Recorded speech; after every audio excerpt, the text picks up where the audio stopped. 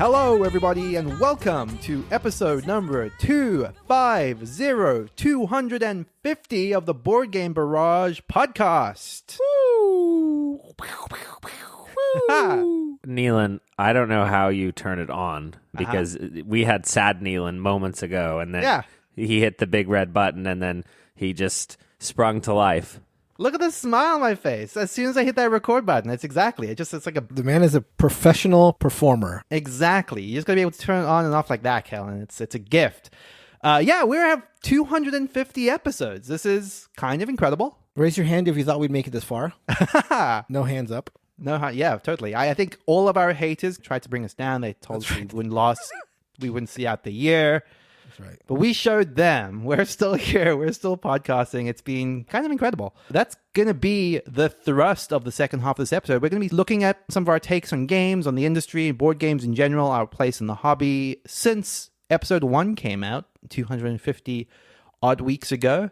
And we'll see how far we've come from there. I just want to point out that Nealon sprung to life. He can turn it on and off, and he's talking about the thrust of our episode.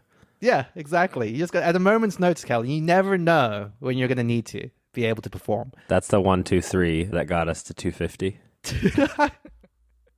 But before we talk about that, we're going to be talking about some of the games that we've been playing. And this week, we're going to be talking about Stone Age, Blood on the Clocktower, Hansa Teutonica, and Aegean Sea. So let's kick that off with Mark. Tell me about Stone Age. Yeah. Take us back. Take us back to the Age of Stone. Yes.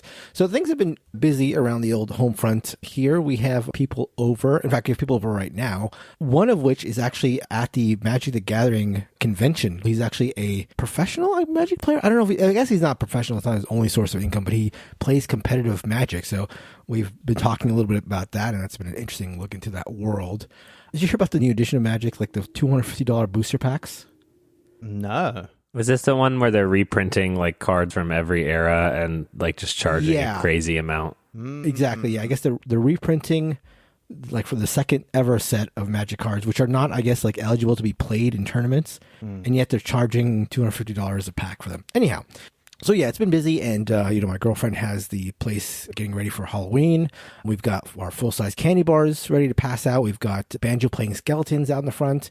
I stuck personally about 200 mini bats on our wall. I've never stuck a single bat on a wall before, and now I have 200 on our wall.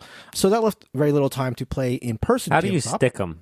They have little adhesive little pieces on their bellies. Oh, that's an underknown fact. Yeah, less known fact about bats. I don't think it applies to regular sized bats, but mini bats I found, they all have adhesive on their stomach.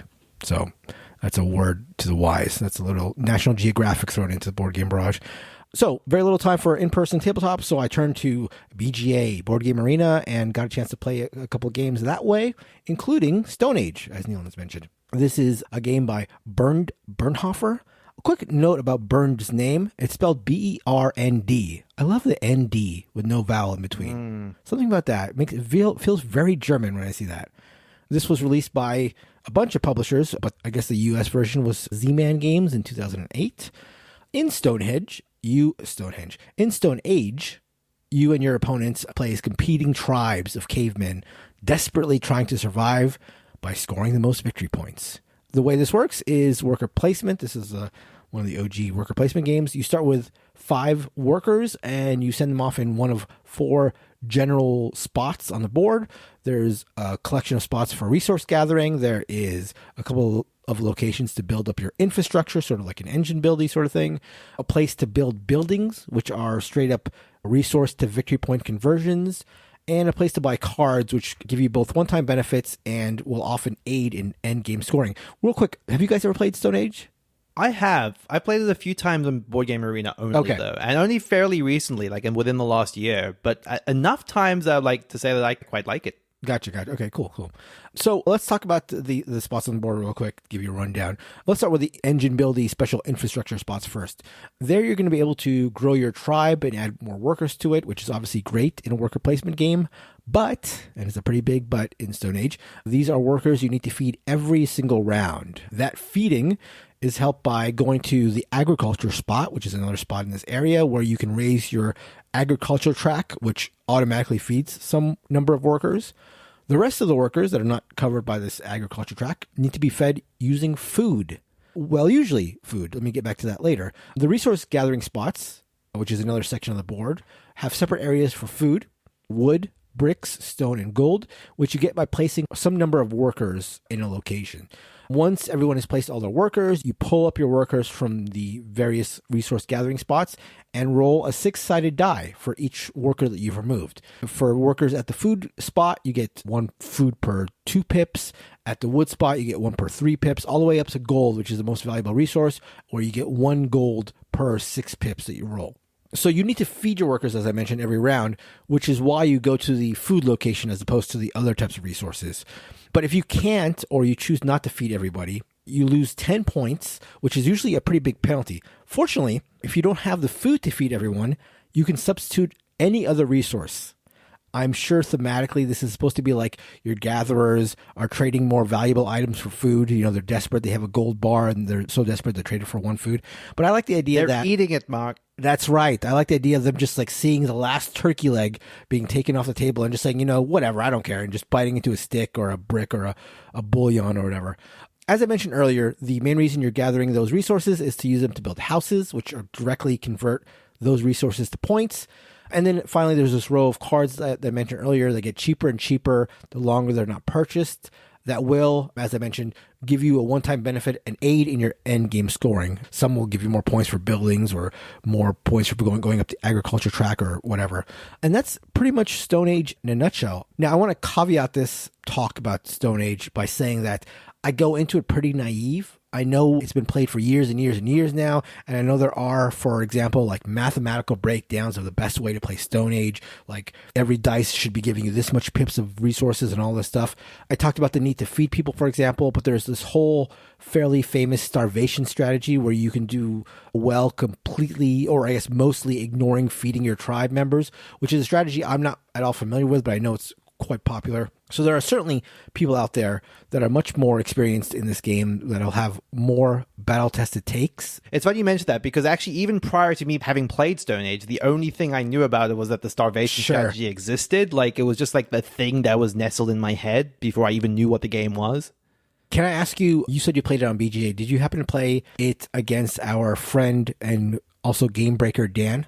I did not, no. Okay. Because I played one of my first games on BGA versus Dan, and guess what he used? That sounds like Dan. Yeah, exactly. It sounds like Dan. Dan is the prototypical, in my mind, starvation strategy player, and he also won handily.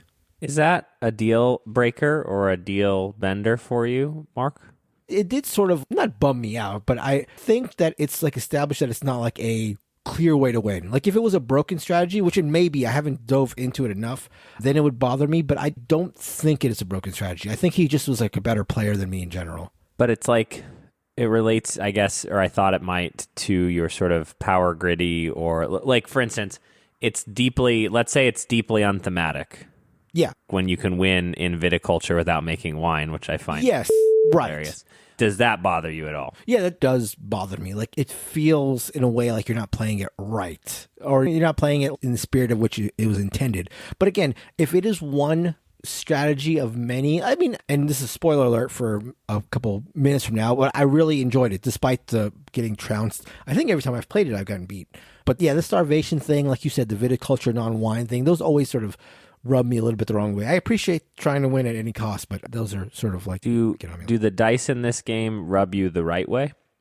They do. And you know, the thing is, like, it's sort of a situation like Cthulhu Wars where you're rolling so many dice that it's not going to really matter so much in the end. And in fact, one sort of fun in quotes, of playing this on BGA is that at the end of the game, among all the stats you get, like BGA will give you a breakdown of the entire game and where you got your points from and stuff like that.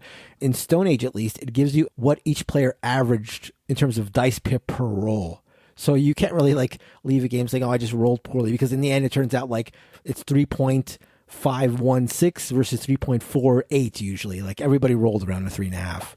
on average, which is kind of a cool thing for those statistically inclined. I also do think that the way that the dice mechanic works actually encourages you to exploit the lack of variance because, it's very much like, if you're going to be putting one person out there, you're going to be more swingy in your results. Yes. But if you're clumping workers together, then you're rolling more dice, you're getting a higher overall number, so you're smoothing over the variance. So it's not like it doesn't give you the option.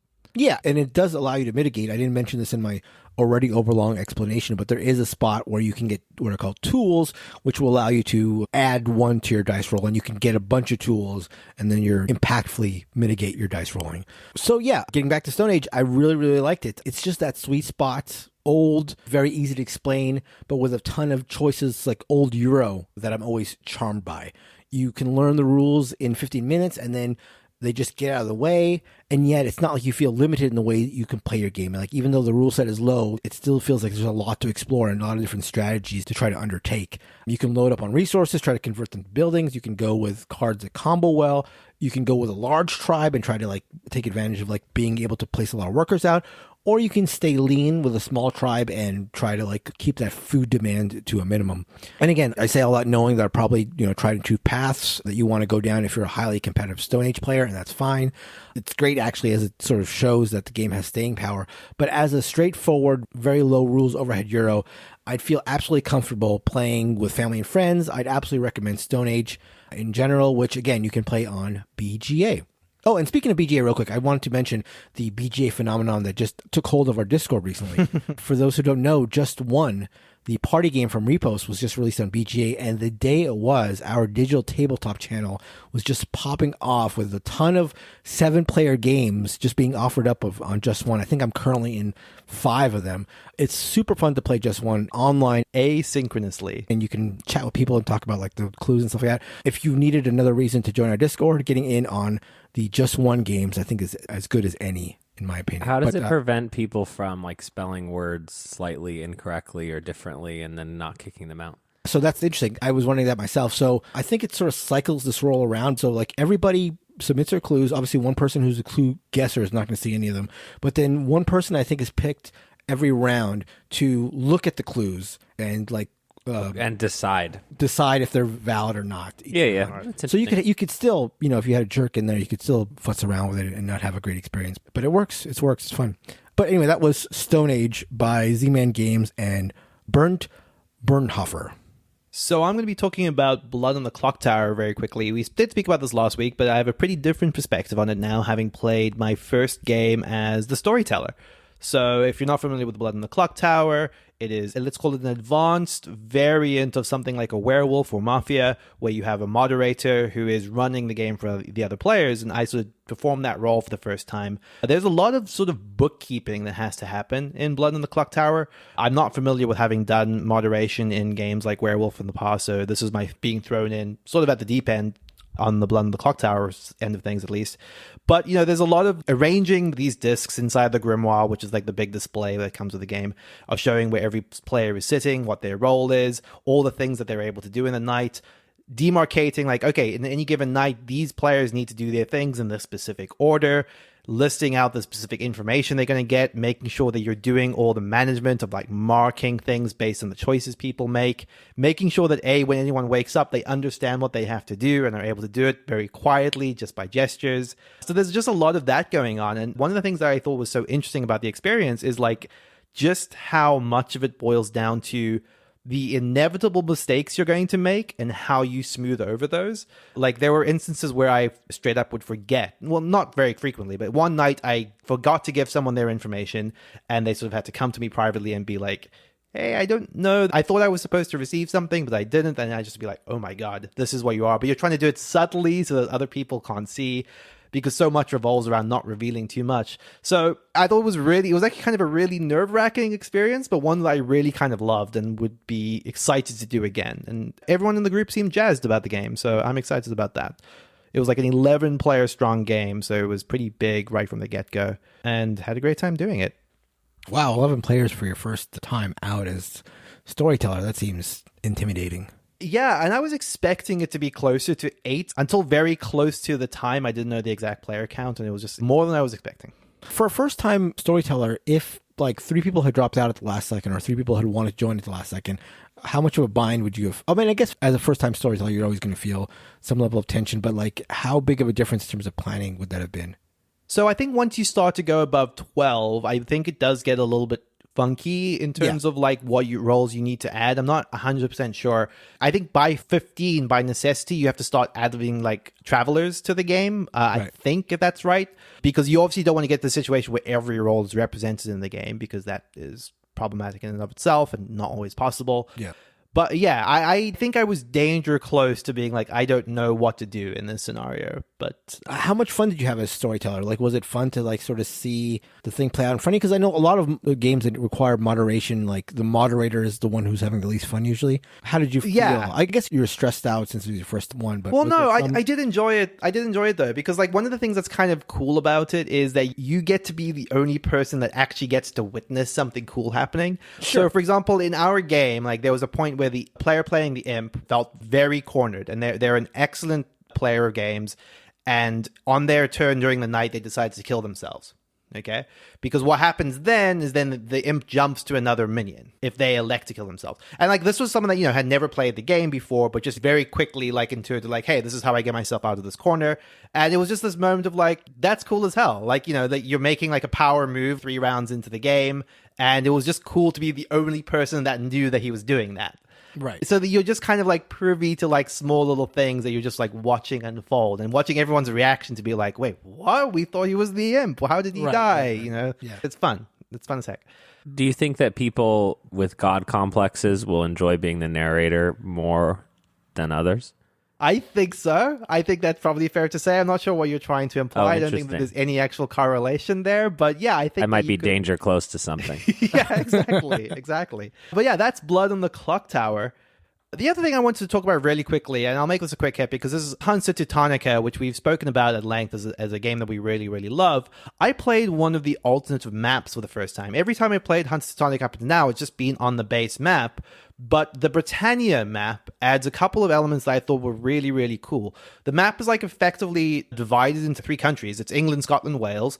And in order to be able to place anything in either England or Scotland, you have to have the rightmost marker in a very specific city. So Cardiff in the case of Wales and Carlisle in the case of Scotland. So you can build your route to those cities from England in order to claim them. And now suddenly you're the only person that's allowed to place inside of Scotland. But the flip side to this is you can also have the rightmost marker in London, in which case you're allowed to place markers in either Scotland or Wales. So like control of these cities is just like flipping constantly as people are like wrestling for the ability to be able to place in like thirds of the board. I thought just made it feel really tense in a way that, you know, is very different from how Hansa usually feels. And not to say that Hansa doesn't usually feel tense, but it felt tense in different ways is what I mean. And also just by virtue of like the actions being in different spots, it kind of just really substantially changed the feel of it in a way that I thought was really cool and actually got me excited. Like next time that we play Hansa together, I think we should play out this map because I think it really added this very competitive edge to it that I thought was neat.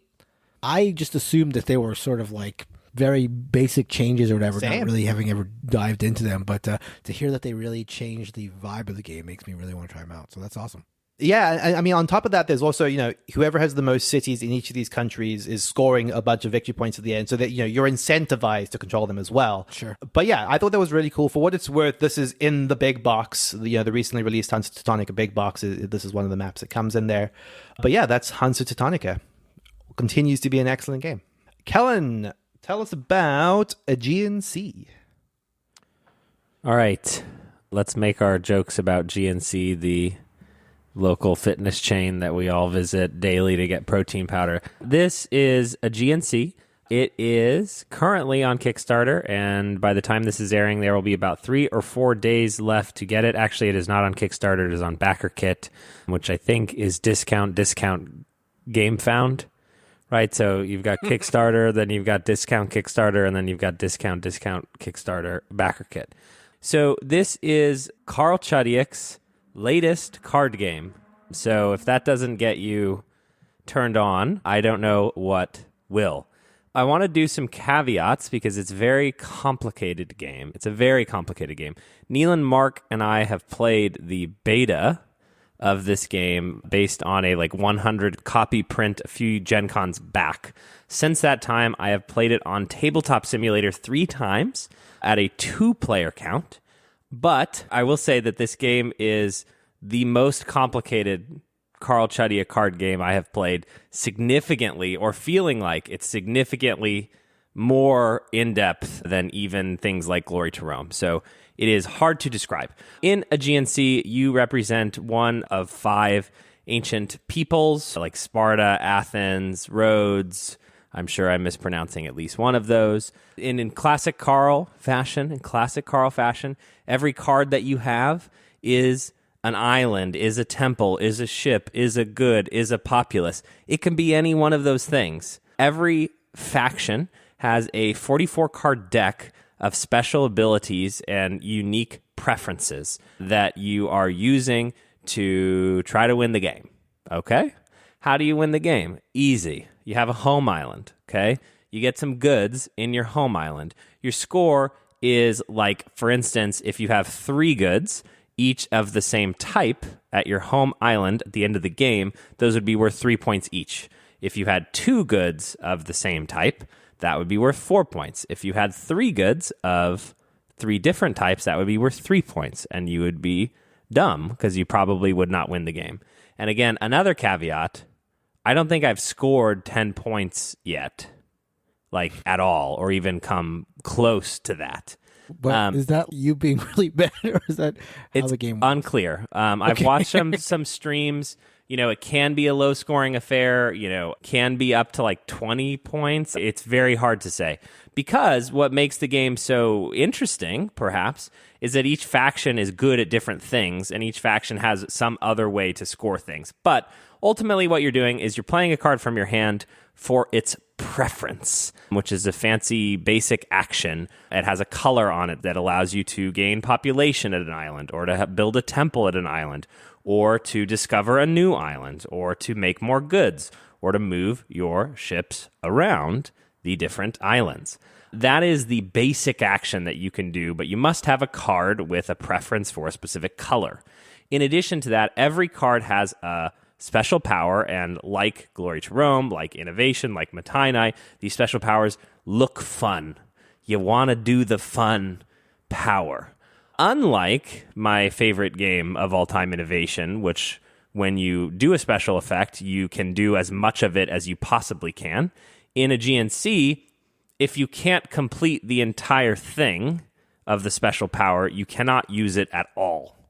I would say that, again, this could be just a complete lack of experience. I would say at least half the cards that I use for their basic action, I cannot use for their advanced action because of how hard it is to have the exact formula depicted on the card. But these cards are sort of allowing you to destroy your opponent's stuff, convert resources, discard cards with specific preferences to make a new island, to reuse an ability. You can kind of get the flavor and flow of this. Again, caveat, if this was not a Carl Chudia game, if it was not produced by Asmati Games, I would not play this again.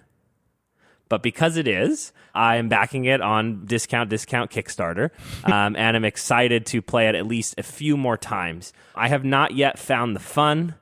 It feels really restricted, and it feels like it rewards knowing so much about a deck of cards that I'm never going to be able to get to because there's 5 different ones. And this is in the 2-player incarnation. Can't even fathom. And maybe it gets better with 3, but again, it just feels like I'm banging my head against this sort of unintuitive system. And I don't know how many plays I have to say before I can just say the game is unintuitive. Sorry, Classic Carl. This is probably a really hard question for you to answer, but is there anything that you can think of that's like a standout substantive change from back when we played it? Because my memory is of it being pretty uninviting. So the art is lovely. The card design has been upgraded. And even better, the wording on referring to things has gotten better. So it's easier to understand what the card says. But again, I'm on my 4th play in, and it's still the case where there are multiple turns in each game where you're showing your card to your opponent saying, what does this do again? can this affect any island or only my home island? What does here refer to? Some powers you must have the card in your hand. So it's like, do this and then generate a good, and that good must come from your hand with that preference. Sometimes it doesn't. So it's a lot. I struggle, and I think, when we're talking about like fun, complicated card games, it's like Glory to Rome, Innovation, Matainai, Impulse, Uchronia, like all of them would be an easier recommendation than a GNC. But for people who love Karl Chudyk like me, that still doesn't mean I'm not going to back this one. It just means that I'm like looking at it, and after the last game, I just sighed at the end of it. Still looking for the fun in the ocean. It reminded me a little bit of our brief foray into Homeworlds, where that's my memory of having played the GNC, which is kind of like your first couple of games, you're still just grappling with what the rule set is, and it takes a while. It felt like, at the very least, it would take a while to get to the point where you could intuit anything from it, but it sounds like that would be a very, very long road to get there in the case of a GNC, so that's a shame. Yeah, and I think there's an interesting comparison to Homeworlds and how it handles adjacency to the islands, but I would say that this is close to as heavy of a game as I'm willing to play, and Homeworlds is not that, even though it's perhaps unintuitive. This is like very heavy. But with that said, I'm backing it on Backer Kit, and you can do so if you want to. That is a GNC by Classic Carl. So, given that this is the 250th episode, what we thought we would do for this week's topic is a hot question, which is going to be, how have your opinions of board games, the industry, the hobby, the podcast, your relationship to this big, silly, dumb world that we call board games, how has that changed in 250 episodes? If you think back to your naive young selves sitting around a microphone in Kellen's apartment recording episode 1, how far have you come? What has changed? First of all, that's quite the memory. I still have a very vivid memory about sitting. We were all sitting facing the same direction, right? We weren't even facing each other. We were all like facing the wall talking to this Yeti microphone, which is sort of interesting. Yeah, I mean, there's a lot to go over, but I feel like tons of things have changed. I mean, I'll start with like just the reasons behind doing it, or like the perceived benefits and stuff that I had at least going in. Like, I thought it would be, first and foremost, I thought it would be like cool to talk board games every week, like have like a set appointment where I knew every week I'd be getting together with you guys and talking board games. And that has not changed. Like, honestly, I think, frankly, I would be in a much worse mental state if we didn't have this podcast, because like the idea that like we would not have talked every week for the past, like now coming up on almost 5 years. I can't imagine like if I'd had to go through the pandemic, not talking to you guys every week. And it's something I've taken for granted, obviously, because you don't really think about it. It's such a part of my week now that I don't really think about it. But if I tried to imagine my life with that absent, I can't imagine how much more bummed out I'd be. But on the more shallow side, like I thought that, okay, if this podcast became anything, like we'd be getting like review copies of games and all this cool stuff. And that has waned quite a bit. I mean, it's still cool when we get like a game that is like popular or hot or new. But first of all, it doesn't really happen very often because we, maybe surprisingly, maybe unsurprisingly, don't actually get too many review copies. But yeah, once you start like doing this kind of stuff, you realize that a lot of the review copies you get are for games that you're not really interested in playing. And it's obviously, it's speaking from a privileged position. But yeah, I just remember feeling that like, oh, it's gonna be so cool getting all these games. But you know, the games we want, we don't get because whatever reason, we just don't get that pipeline of really cool games. And the games that we can get easily are games that we don't really want to play. So that's both a shallow and a deep side of things. I am like shocked is not even the right word, but how striking to even think about like what you just said in terms of like how much harder COVID would have been without, like talking to you. I hadn't like even like thought about that without having like a regular fixture where you guys were on camera and then we could just talk to each other live, because you know, like we talk to each other constantly throughout the week, but it's through text on Discord, you know, and like having a weekly face to face with, you know, some of the people that I love the most in the world, it's like it's that's huge actually. And I don't think I'd ever like internalized that until right then. Yeah, I mean, I hadn't until I started even thinking about it and talking about it, but like I would 100% be like a sadder person now if we didn't have these talks. And the podcast can get difficult, especially when we're trying to come up with interesting things to talk about. But no matter what that grind is, like when we start talking, it's always fun. Like Right. It's always fun. Like the buildup can be stressful, but like when we start talking, I'm always happy. I think there's an interesting thing about relationships where you have a shared goal. And so, like, there's always something to strategize about. So it's like, even if we're not recording, it's like, okay, what are we doing with, the logos this week? We're making new stickers. What are we doing in the Discord? Oh, God, what did that person say? And, like, we have to sort of, like, spin around and sort of strategize about it. And I think that I've had relationships where once you lose that part of it, it's hard because that's sort of not a foundation because we obviously knew each other prior to that, but it gives like a real strong purpose. Similar to like the board game hobby itself, right? Which is like they say in your 30s, 40s that you should make friends based on your hobbies as opposed to just like based on who you were friends with in your childhood. And so there's almost like a hobby of just making something that we're engaged in together. Right. And that's the positivity. So let's real. No, I think that broadly as it relates to board games, not the podcast, I feel like what has changed is my belief that there is a healthy industry in board games, which is to say that like, I think that there are a lot of people who join the board game hobby, buy a ton of games, and then burn out pretty quickly. And those are a lot of the people running around at Gen Con looking for every new promo. And then they're like, oh, I have 200 games, now I don't need to buy anymore. And then running parallel to that is the people who are making board game content and people who are board game publishers. And there's actually like more of those people in the industry that are present at all of those conventions than you realize.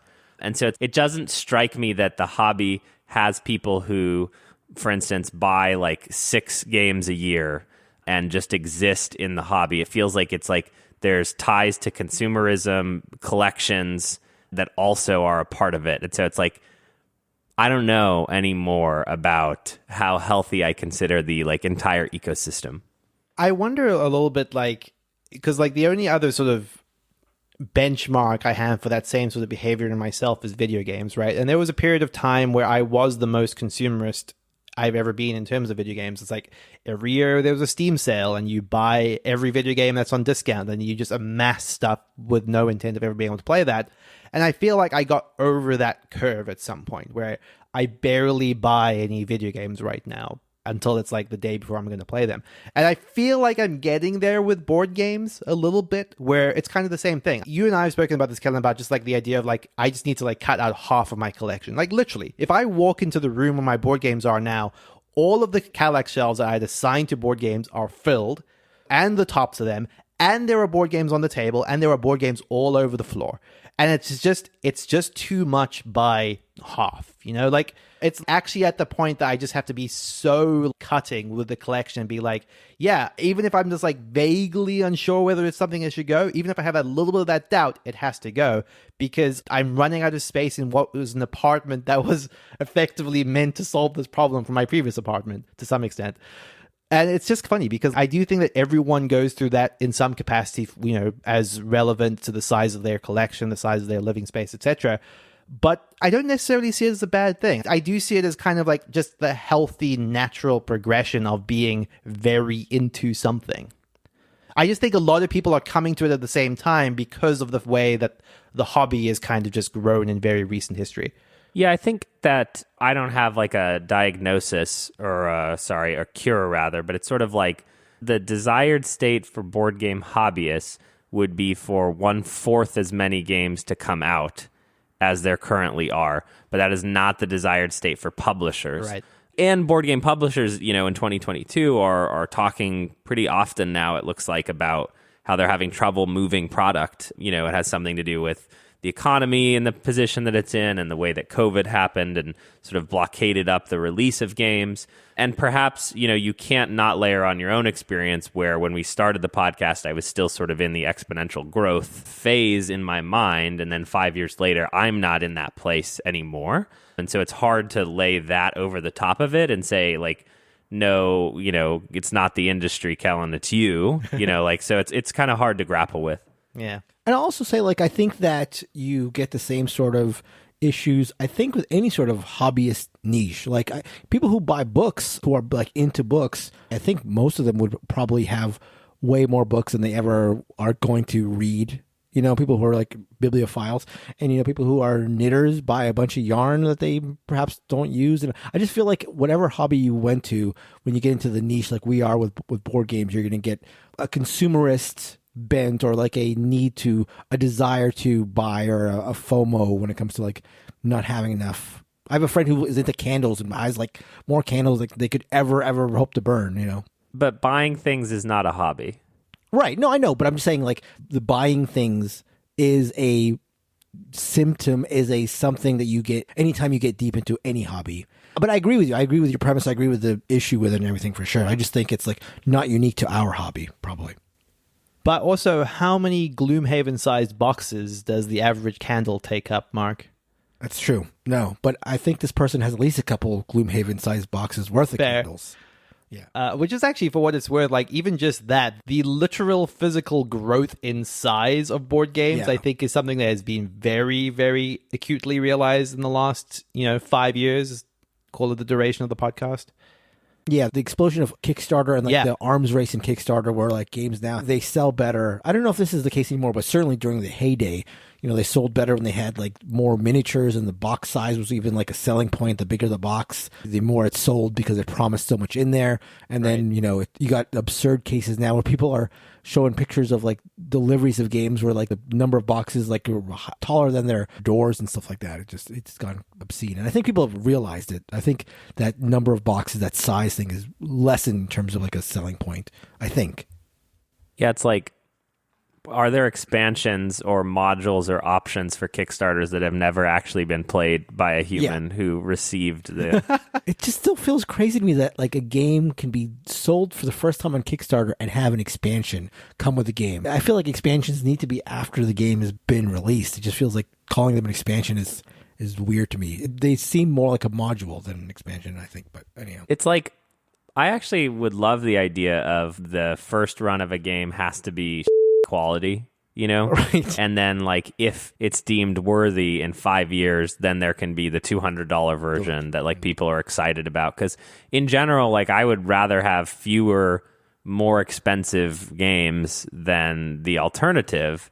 But, those expensive games right now are typically first run Kickstarters that are untested. So you're just sort of blind bidding on it looking cool. Yeah. But how have your opinions about the hobby changed in a positive way? Let's talk about the other side of the coin. I think one of the things that's been, like, really interesting and exciting for me, and actually very profound, especially in the lifespan of the podcast, is it was a point of pride for us early on in the life of the podcast to be a show that had, two people of color on it. And I want to say that, like, in general, you're seeing that is much more representative of the hobby at large, or at the very least on the content side of things. Like, it's hard to say the hobby at large in the grand scheme of things, but the side of it that we're exposed to in terms of, like, YouTubers, podcasters, etc., it feels like just more diverse than ever before, in a way that is very, very profound when you go back to 2018. Yeah, the explosion of, like, different, like, voices and stuff like that has been amazing, for sure. I think for me, when we started the podcast, the entire premise of using the tanks was to hide my own name. Like, literally, I spelled my name differently because I cared too much or thought that it would be perceived as, like, a weird thing to like. And over the course of the last 5 years, I've transitioned my career into video games, which is a much sillier and fun place to be, but also sort of been willing to use my own one true name on the podcast, to the point that, I had a party for the launch of our game this past week, and someone relatively high up, like a VP at the company, was like, "Hey, you're the board game guy, right?" And he's like, "I'm playing Marvel Snap, and someone is asking me to come over and play Dominion. Do you think I would like that?" And, it led to a really fun conversation because he was liking Marvel Snap, and I wasn't immediately embarrassed, which doesn't sound like a positive thing, but it is, like, quite a change of state from where we were at when we started this thing. I do miss Callan Allen, though, I've got to say. He's always around. He's always in your heart. Yeah. Well, and it's just like you can spell it any which way and find me. Yeah. So it's like the opposite of what I was hoping to do. I will say the one thing that I have enjoyed is the incredible growth of our community. I mean, the idea that we have a community is sort of nuts in the first place. Absolutely. But like, I remember when we first started Discord, it was sort of like, hey, should we do this? At least I had no illusions that it was going to be some like really big things where now thousands of people are. When it started and when it started picking up steam, I started freaking out about like, okay, is this going to get out of hand now? Like, is this something where we are, because you hear about stories about like these really toxic parts of like the internet and stuff like that. And it started just getting so big that I was just concerned that it, like, you get one or two bad apples. And Kellen has already mentioned that the idea that we have to, every once in a while, are concerned about something that's happening. And I just a quick shout out now to our moderators and to Kellen and Neelan, who I think are on top of this stuff much more than I am. But there was the fear from me that this is going to get out of control or something bad's going to happen or whatever. But the quality of our community is just insane. And the idea that now, like, literally I can wake up in the middle of the night and, go to get a glass of water and then just like, hey, I just want to chat with somebody about a game for 2 minutes. And somebody in Europe will be on our Discord wanting to talk about games and know who I am and know the kind of games I like. And like, I can just talk to this person and like 9.5 times out of 10, they're like incredibly, incredibly cool. And I mean, it's even more than that. It's probably 99 times out of 100. They're just super cool and super fun to talk to. And this digital tabletop thing, which obviously is part of the COVID legacy, but our digital tabletop channel has been like a sort of life-changing thing for me because like now I can go on there and there's always somebody looking for a game. And, it's not something that I'm necessarily playing like all at once, but these like taking your turn games, like asynchronous games where you can take a turn and whatever. So I always have like a game going with really cool people. It's just been a really fun aspect. The community has been like something I never ever would have expected. Or if you were part of our recent tournament, 12 simultaneous games of Next Station London. Oh my God, what happened with that? That was crazy. Neelan and I signed up for the next. So another shout out here to Mad Rex, who's one of our people on our Discord who organizes tournaments. I don't think this was a tournament from Mad Rex, but somebody organized a tournament in Next Station London, and I signed up to it thinking like, okay, this is going to be a tournament where you play and like maybe you play 2 or 3 games and like the top people move on to like a winner's bracket or something like this, and then all of a sudden I get like, I don't know, it's like some sort of round robin thing or something where I got 12 games of Next Station London starting all at once.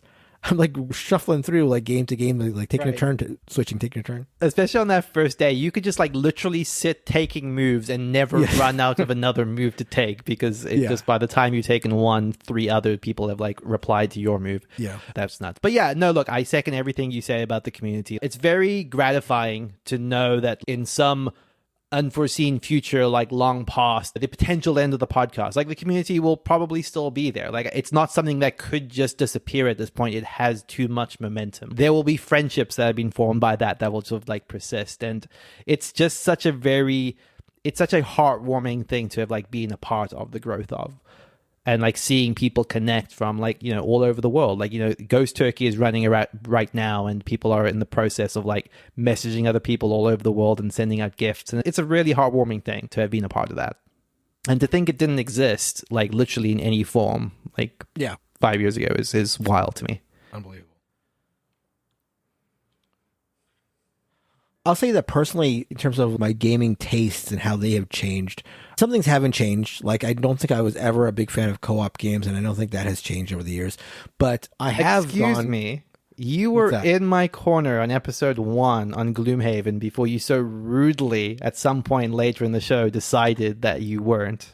Wait, how much? I can't remember. Let's talk about this for a second. Like the fact that people on our Discord will mention something that has happened on an episode. And it's funny because I've felt the same way about other like podcasts or things that I listen to. Like I'll listen to a podcast that I listened to 100 episodes of and think about, oh, I remember when Joe said this in episode number 6. And then people will say that to us, and I'll be like, I have no recollection of ever saying that. It's unbelievable how like little I've retained. But anyhow, I don't remember how much in your corner I was about Gloomhaven. I still like Gloomhaven fine. Was that like early in our play of Gloomhaven? I want to say, yeah, at that point, I had started my campaign of it with my work friends, but I don't know that you had played it much since our campaign of it. Yeah, I think maybe I still held out hope that the game that I was playing with Neil and Dean was going to continue on. It did not continue on. But I have changed as far as some aspects of gaming, like solo games I'm now more into than I had been.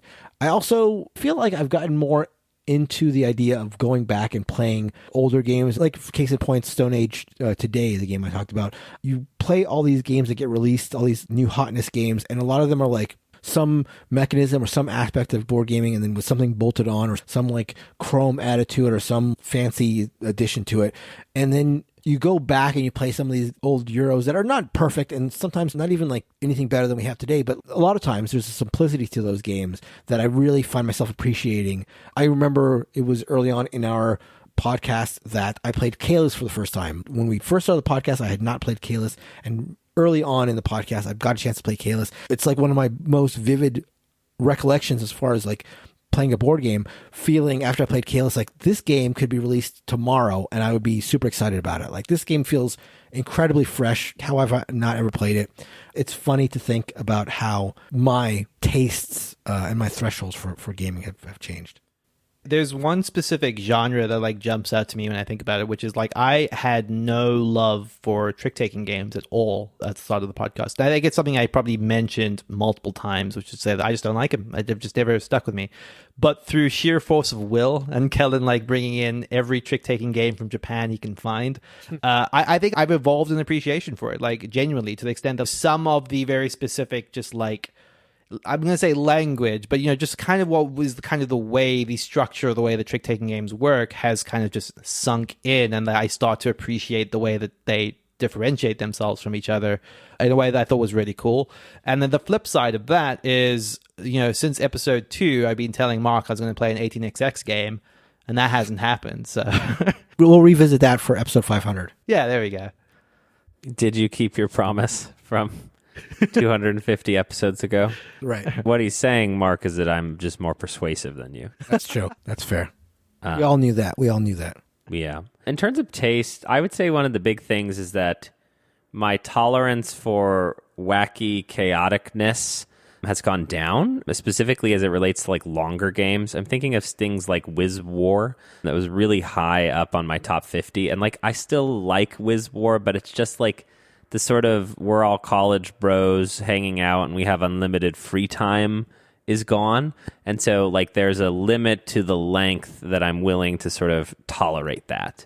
And then on the other side, I think that my general appreciation for Euros has gone way up. I think the challenge for me is always in the sort of the more strategic it is, the more that you're planning out 6, 7, 8, 9, 10 moves, the less I enjoy it. But the more tactical Euro games where you're sort of just evaluating a board state and taking a Euro-like action, I've come to appreciate. But I still have these like weird hang-ups where a Euro needs to act like a Euro, and then when a Euro adds like LOL, roll the die, like in Septima, and maybe you get caught, you know, like I have a strong visceral reaction to like you've gotten too much chaos in my Euro, and this should be more beige. Social deduction is another one that comes to mind as something I've had a weird journey on, and Kel and I had a very long talk about this after our most recent game of Blood and Clocktower together, where one of the things that was kind of strange to me was like it was a genre that I think like, you know, I put on the site, maybe mentioned in that first episode even, of just like, hey, this is one of my favorite genres of board game. Resistance at that point in time was my favorite game of all time. And I think that slowly over the course of time, as I played more and more social deduction games, you sort of start to see them as kind of all the same thing and kind of like different forms of the same trick, just done slightly differently. I still think for what it's worth, the Resistance is the best distillation of that type of game. But as a whole, I would say that my appreciation of the genre has only sort of just gotten worse over time. And some of that is even just baked into like I'm less willing to want to play The Resistance, my favorite of these games, than ever before. But I'm also just less and less excited to try the next new social deduction game that comes up because I'm kind of past the point where I think I'm going to be surprised by it. And that strikes me as a little bit like, in some ways, growth, but some ways at the same time, there is something to just realizing that something that you held dear has kind of morphed over time and shifted into other aspects of board gaming. Yeah, it's like I'm not convinced that social deduction is real. that the genre is like just twisting up a bunch of knots and then there is no game. The game is just whoever knows more, whoever has more exposure to it. It's like what game it just gets worse the more you're exposed to it. That sounds like the start of a riddle. Yeah. Could end up in prison.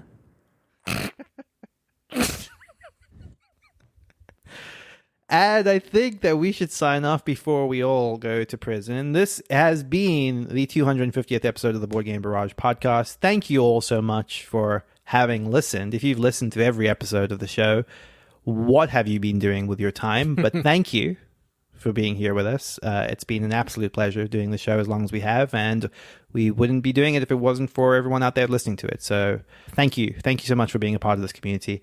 Thank you, as always, to Heart Society for our intro and outro music. What's in Your Mind, Kid?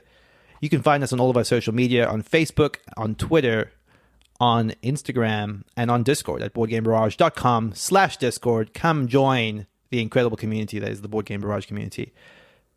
Goodbye, everybody. And as a special treat for episode 250, in no particular order, Kellen will name the top 250 Pokemon of all time. Take it away, Oh. Kellen. Scyther, Farfetch'd, Mew, Venusaur, Ponyta, Ditto, Arcanine, Gyarados, Snorlax, Eevee, Meowth, Geodude, Ralts, Hitmonlee, Squirtle, Bulbasaur, Chansey, Steelix, Shelder, Rapidash, Caterpie, Jolteon. I'm hot. I'm ready. I want you to save me from myself. It's super fun to play just one online asynchronously. Milan, I did a line. Asynchronously. Just Asynchronous. Okay. You say it, and I'm just going to have you say that. yeah, just move your mouth, Yeah. as I said, asynchronously. Just slide it in there in the edit. No one will know. Yeah, exactly. Perfect. We sound like. So yeah, it's fun to play that. But yeah, I think I was danger close to being like, I don't know what to do in this scenario. But Danger Close? yeah, it's a thing people say. That's Glenn Close's sister. That one sounds like a military term, like danger close. Oh, I thought you accidentally didn't say dangerously. I thought that was a slip of the tongue. I don't know where I got that from, actually. Anyway, I thought just it added oh my god, it added a dynamic to the game Here, let me see that it for I you. thought was Added. I don't know what was happening there, but yeah, it